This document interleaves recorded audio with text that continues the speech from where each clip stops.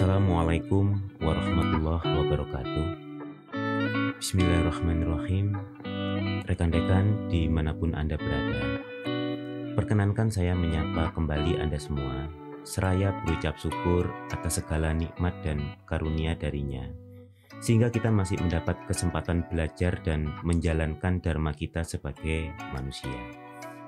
Semoga belajar arsitektur ini dapat tetap membawa kebaikan bagi kita, menjadi sarana bagi turunnya hidayah dan perkenan Tuhan kepada kita semua. Rekan-rekan, setelah kita belajar tentang arsitektur Indonesia dan kemudian menengok apa itu arsitektur tradisional yang merupakan salah satu sumber menuju arsitektur Indonesia, kali ini kita akan belajar tentang sebuah fenomena usaha anak bangsa yang disadari atau tidak merupakan upaya untuk menemukan jati diri arsitektur Indonesia. Sebagai sebuah upaya, ini merupakan kelanjutan dari usaha-usaha yang sudah kita telaah di tayangan arsitektur Indonesia itu. Ini merupakan upaya lain untuk menemukan arsitektur Indonesia. Kita menyebutnya arsitektur jengki.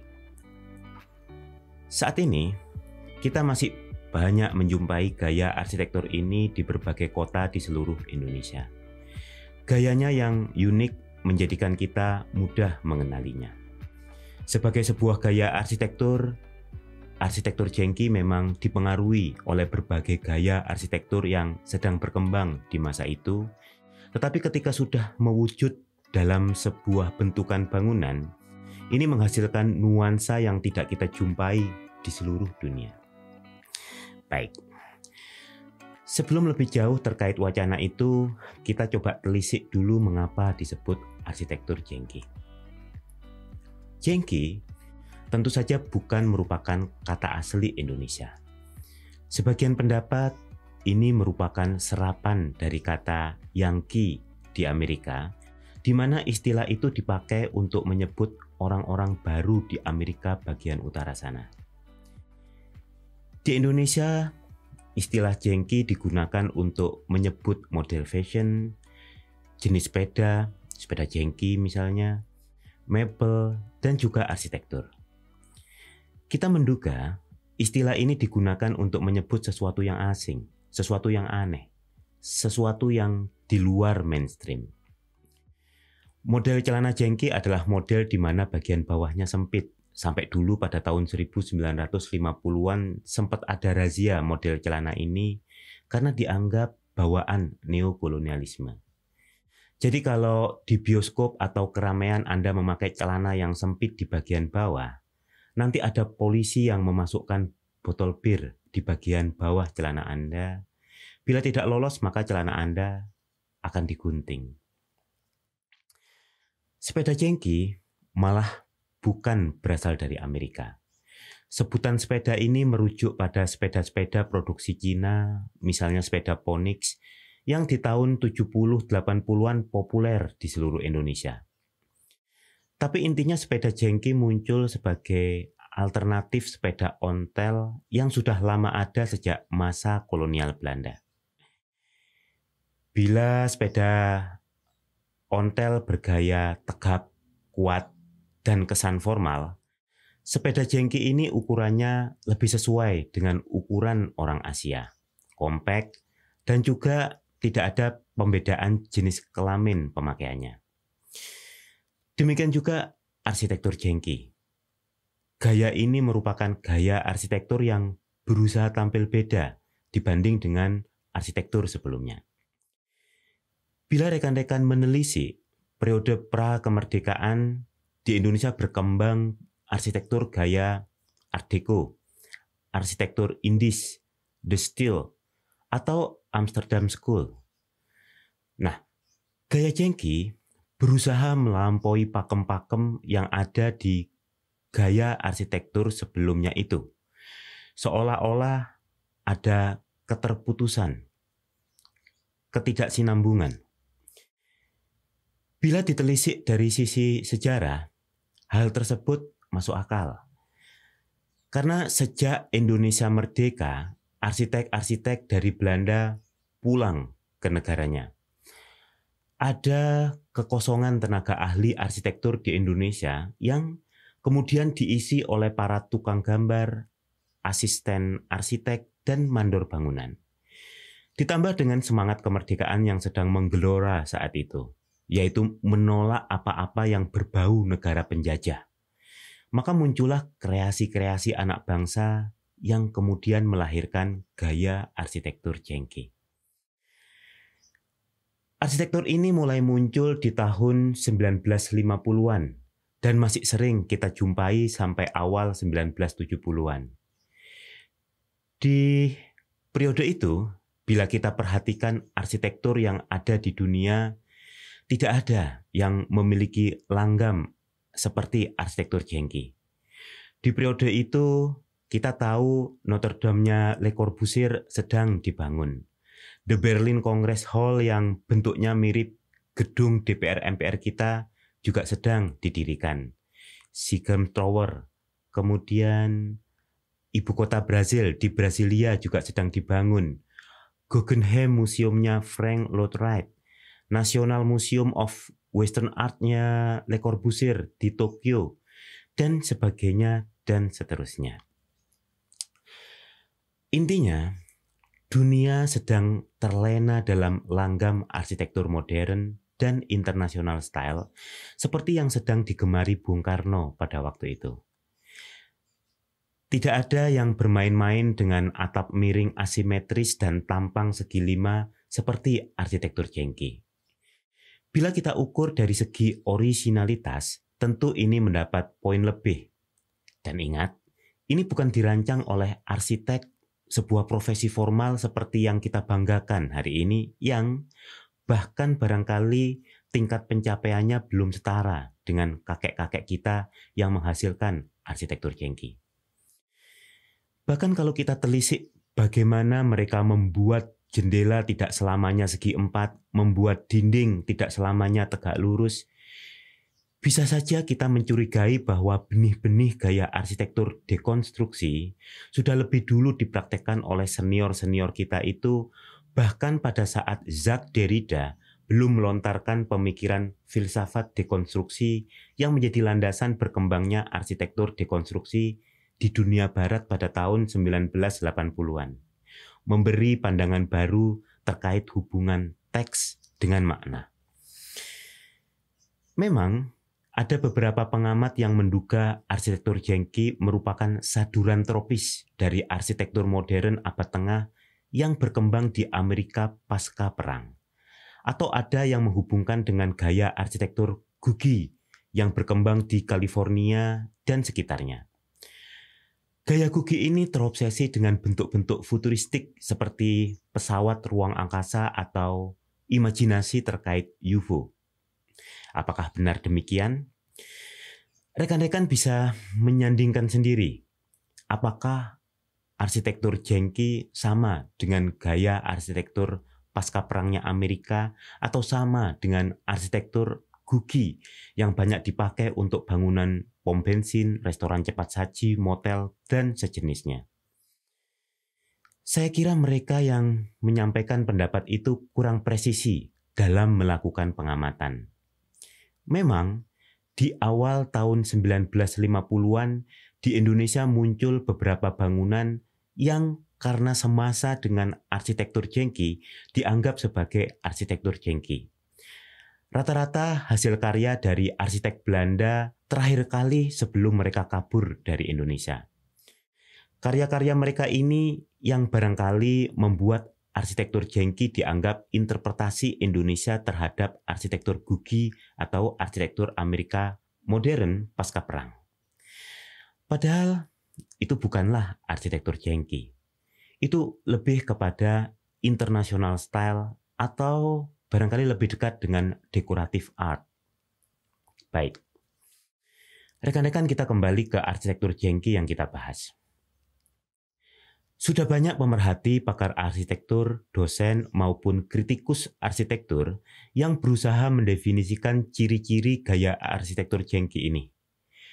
Beberapa ciri itu antara lain, pertama, permainan bidang miring, baik dari unsur dinding maupun tiang bangunan, seringkali menghasilkan bidang dinding berbentuk segi lima atau bentukan asimetris lainnya. Yang kedua, penggunaan atap pelana yang curam dengan kemiringan yang tidak sama. Atau bisa saja kemiringannya sama tetapi dengan ketinggian yang tidak sama. Jadi menghasilkan bentuk yang lebih atraktif.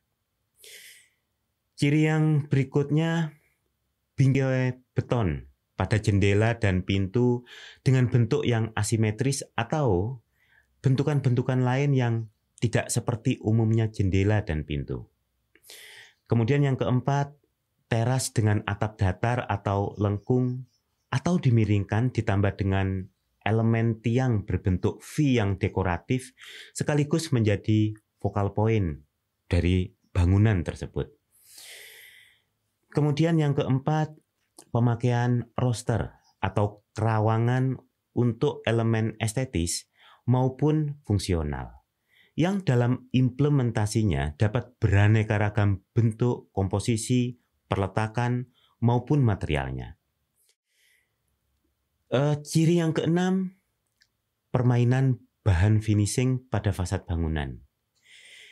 Ini bisa memakai batu-batuan atau dengan teknik finishing acian kasar yang saat ini dikenal dengan sebutan kamprot.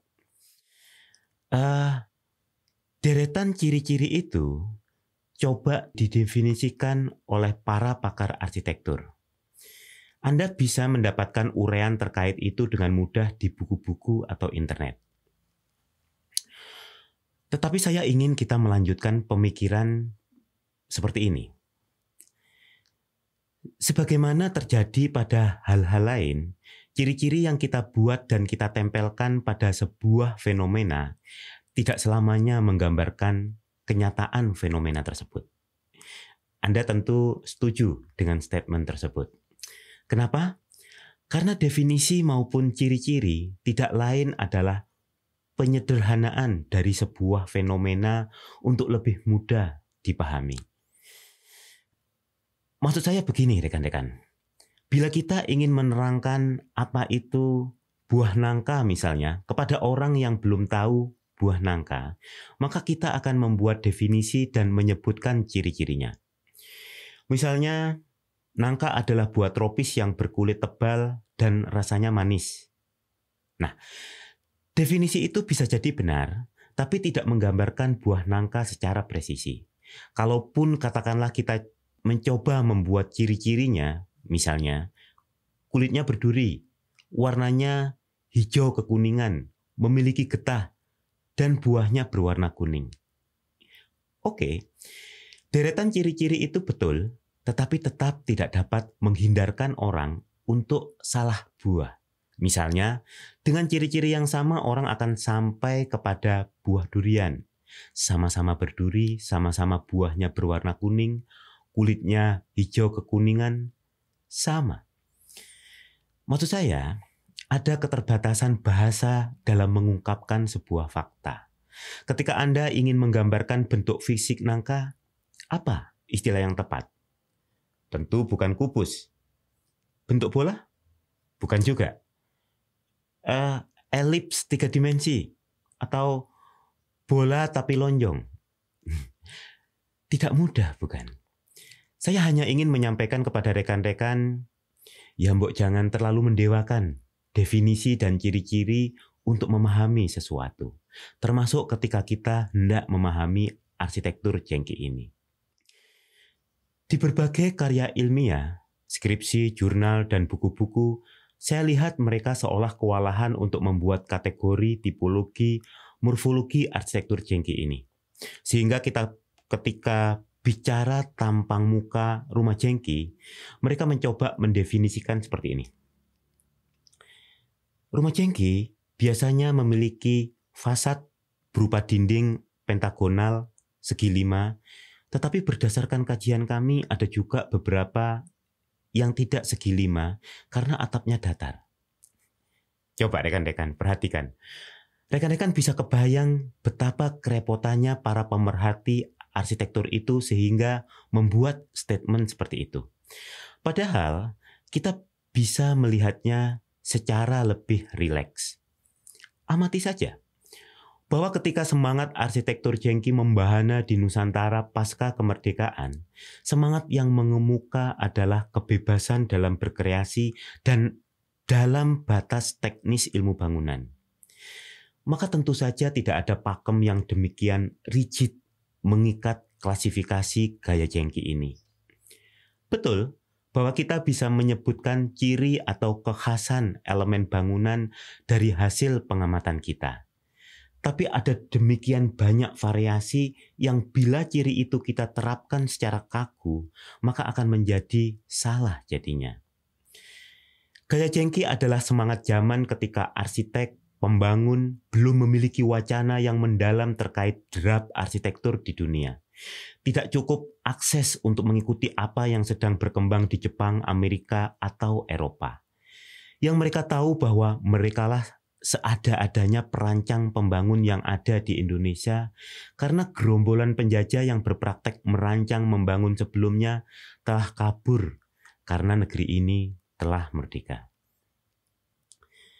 Maka berbekal pengetahuan dan pengalaman yang ada, serta disemangati gelora merdeka yang sedang membahana, mereka berkarya.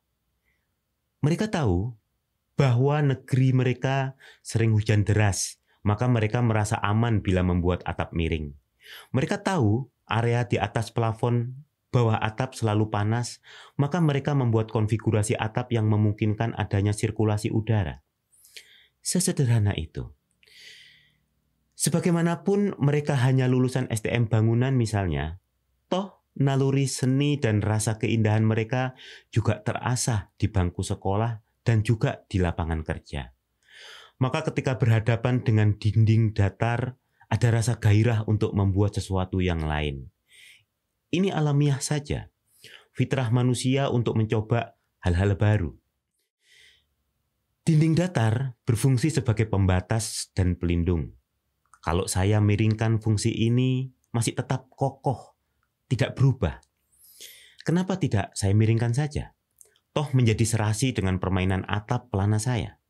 Maka dirancanglah bentukan yang dinamis itu, dan ketika digambar owner suka, dan ketika diwujudkan masyarakat mengaguminya sebagai sesuatu yang baru, asing, tapi menarik dan akhirnya indah. Maka pemborong dan tukang gambar yang lain juga ikut membuat yang semacamnya. Maka jadilah itu menjadi semangat zaman. Dan ketika menyebar serta terjadi duplikasi, peniruan, orang terinspirasi, diikuti terjadinya pengembangan-pengembangan. Karena pada dasarnya orang ingin meniru tetapi juga tidak ingin sama persis. Kalau rekan Anda semuanya memakai iPhone misalnya, dan itu dianggap menggambarkan sebuah status, maka Anda akan juga ikut memakai iPhone agar masuk dalam komunitas itu. Tapi Anda akan membuat iPhone Anda juga berbeda. Misalnya dengan membeli yang lebih canggih, diberi casing mewah, dan seterusnya dengan tujuan agar Anda bisa berbeda dengan rekan Anda. Begitulah. Maka wajar bila gaya Jengki ini semangatnya bisa sama, tetapi ada variasi di sana-sini dalam implementasinya. Dan tidak heran bila peneliti, pengamat arsitektur tidak begitu mudah membuat karakteristik gaya Jengki ini. Rekan-rekan, ada pelajaran menarik yang bisa kita ambil dari fenomena arsitektur Jengki ini. Yakni bahwa ini adalah gerakan tanpa tokoh. Tidak kita kenal arsitek atau animer sebagai penggeraknya. Tidak ada pahlawan perorangan dalam perjuangan mencari jati diri bangsa yang ini. Ini adalah gerakan bersama yang mencari ketenaran bukanlah motivasi utama sang arsitek. Menorehkan namanya dalam lembar sejarah arsitektur bukanlah cita-cita para pemelopornya. Saya meyakini mereka yang sekarang sudah berpulang semua itu sekarang menikmati hasil keikhlasan yang mereka perbuat. Sebuah imbalan yang tidak dikurangi oleh nikmat nama besar di dunia. Oke. Rekan-rekan sekalian, Kebayoran Baru Jakarta Selatan dianggap sebagai titik awal berkembangnya gaya ini. Di kota satelit pertama Jakarta yang dibangun pada 1949 ini, kita mendapati gaya arsitektur yang dianggap sebagai jengki paling awal. Tidak di seluruh kawasan Kebayoran Baru tentu saja, tetapi ada di beberapa titik seperti Jalan Martimbang, Jalan Pakubuwono, dan Jalan Wijaya. Misalnya di perumahan karyawan perusahaan minyak BPM yang menggunakan gaya arsitektur ini untuk desain rumahnya. Dan berikutnya gaya ini juga digunakan di kota-kota lain di mana BPM, Batasja Petroleum Matasji, beroperasi. Misalnya di Balikpapan, Kalimantan Timur. Sebagai sebuah gaya yang menarik karena bentuknya yang atraktif, maka rumah model ini banyak digunakan untuk perumahan jawatan atau pegawai pemerintah, misalnya Bank Indonesia, Auri, Dinas Pajak, dan seterusnya. Karena kemudian dipersepsi unik dan akhirnya elit, golongan menengah atas di daerah-daerah lain juga mengadopsi langgam arsitektur ini. Juragan Tembakau, perumahan PTPN, pemilik pabrik, juragan batik, dan seterusnya. Karena rumah jengki kemudian naik kelas, dipersepsi sebagai gaya kelas atas. Rekan-rekan sekalian, selanjutnya saya ingin mengajak Anda semua untuk merenungkan bagaimana kita perlu bersikap terhadap peninggalan yang berharga ini. Begini,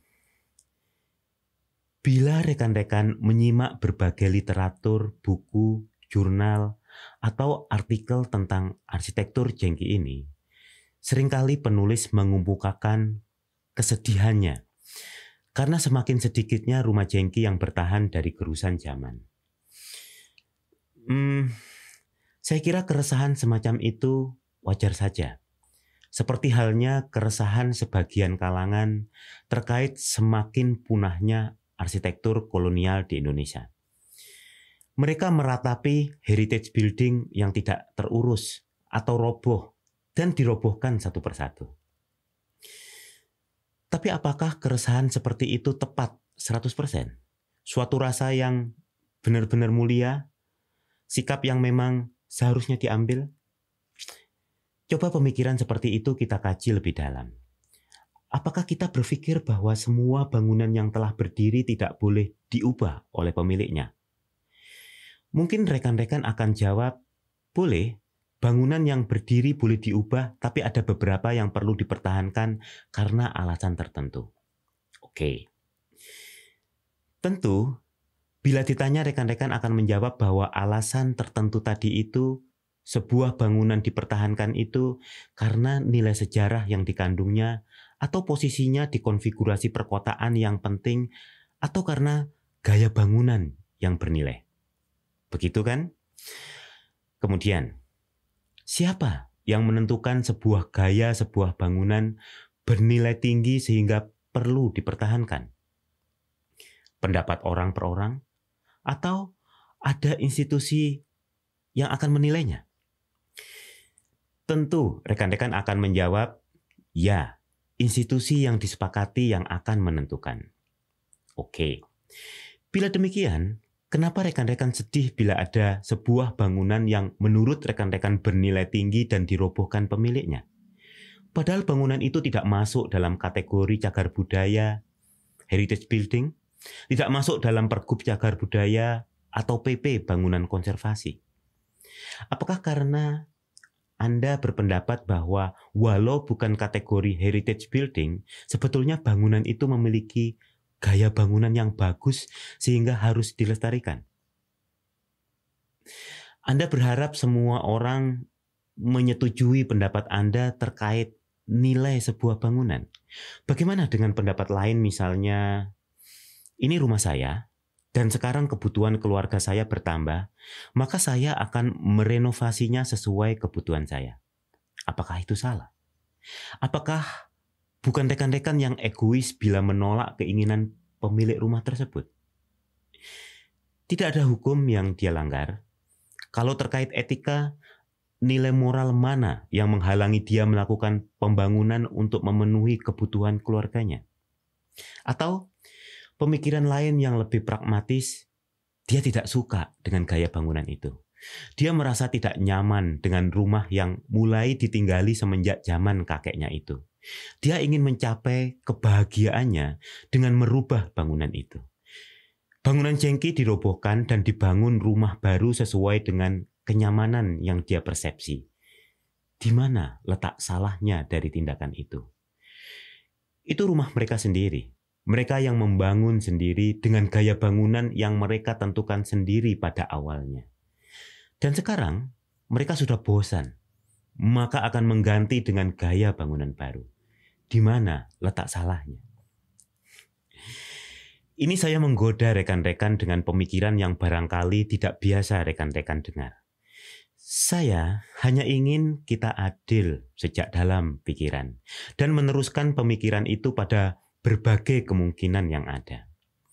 Kalau masing-masing kita memiliki pendapat terkait apa yang baik, bernilai tinggi, dan karenanya harus dipertahankan, bisa jadi nanti ada larangan kita membongkar apapun yang sudah terlanjur kita dirikan. Bayangkan dalam sejarah sebuah kota, misalnya nanti berusia 1000 tahun kota itu, ada berapa gaya bangunan yang harus dipertahankan. Artinya bila ingin membangun yang baru, kita harus mencari lahan kosong. Kalau sekarang masing-masing kota ada area kota tua, old town, maka berarti nanti kota baru kita saat ini akan menjadi kota tua juga lama-lama. Maka kemudian kita memiliki kota tua, kota lebih tua lagi. Begitukah? Maka yang akan terjadi, kota akan membesar dengan cepat. Widespreading. Lalu apakah itu adil bagi alam? Karena artinya lebih banyak hutan yang harus ditebang, lebih banyak persawahan yang harus dibetonkan. Begitukah yang kita inginkan? Karena itu rekan-rekan, kita jangan berhenti di pemikiran yang menurut kita baik tanpa meneruskannya kepada dampak-dampak yang mungkin ditimbulkannya. Rekan-rekan, ini maaf, kita melantur kemana-mana. Kembali ke arsitektur jengki. Rekan-rekan jangan khawatir. Kita selalu membahasnya dan terus mewariskan pembahasan ini kepada generasi setelah kita, sehingga wacana ini insya Allah akan tetap lestari. Nanti akan ada 1 atau 1000 bangunan jengki yang mampu bertahan dari sapuan zaman. Sebagai tonggak pengingat sekaligus monumen upaya pencarian kita sebagai bangsa untuk menuju jati dirinya. Bisa jadi nanti jumlahnya tidak terlalu banyak yang bertahan itu. Tetapi dengan demikian maka dia akan semakin berharga. Dan pasti kita akan lebih serius menjaganya. Tentu saja tidak semua varian dapat dilestarikan. Karena sebagai gerakan zaman barangkali ada ribuan varian jengki yang ada. Masing-masing kota memiliki cirinya misalnya, atau bahkan masing-masing latar belakang pemiliknya memiliki selera sendiri-sendiri. Sehingga ada sekian model yang bila kita telisik, semuanya memang bergaya jengki. Saat ini beberapa komunitas giat berkeliling untuk mendokumentasi arsitektur jengki yang ada di seluruh penjuru Nusantara. Sahabat saya, Cahyo Novianto termasuk di antaranya. Saya kira ini merupakan tindakan yang lebih produktif dibandingkan meratapi proses kepunahannya. Dengan demikian, generasi setelah kita memiliki data yang cukup untuk kelak, terserah langkah apa yang diambil dari data yang kita selamatkan itu sesuai kondisi zaman di mana anak cucu kita berada. Paling tidak pengetahuan ini dapat diwariskan. Syukur-syukur termasuk juga semangat yang melatar belakanginya. Sebuah gaya yang menggambarkan semangat kebebasan. Dan karenanya mengharamkan pakem yang malah bertolak belakang dari nilai kebebasan itu. Atau paling tidak mengajarkan pada kita dan generasi setelah kita bahwa yang penting adalah berbuat dengan sungguh-sungguh, sepenuh hati, apapun keterbatasan yang melingkupi kita. Ketika arsitek bangsa penjajah hengkang pulang ke negaranya, para tukang gambar, mandor, asisten tidak patah arang karena kekurangan pengetahuan. Tapi dengan daya cipta yang ada, mereka berkreasi, berbuat nyata untuk ikut menggelorakan semangat kita menentang penindasan, berusaha untuk tidak sama dengan gaya bangsa penjajah. Bukan karena gaya neoklasik buruk, bukan. Kita tidak menentang sebuah gaya arsitektur, tetapi karena kita ingin menunjukkan bahwa kita menentang penindasan dan kezaliman yang dilakukan oleh bangsa penjajah. Dengan membuat arsitektur yang menggelorakan semangat itu. Rekan-rekan sekalian, akhirnya kita sampai di penghujung paparan sesi ini. Insya Allah kita sambung lain kali. Yang sedikit ini semoga bermanfaat bagi saya dan Anda. Dan apapun yang saya paparkan, walau saya meyakini semua itu, tetap ada potensi kesalahan pada diri saya, sesedikit apapun. Karena hanya Tuhan pemilik kebenaran yang sejati. Salam hangat saya untuk orang-orang terkasih Anda. Wassalamualaikum warahmatullahi wabarakatuh.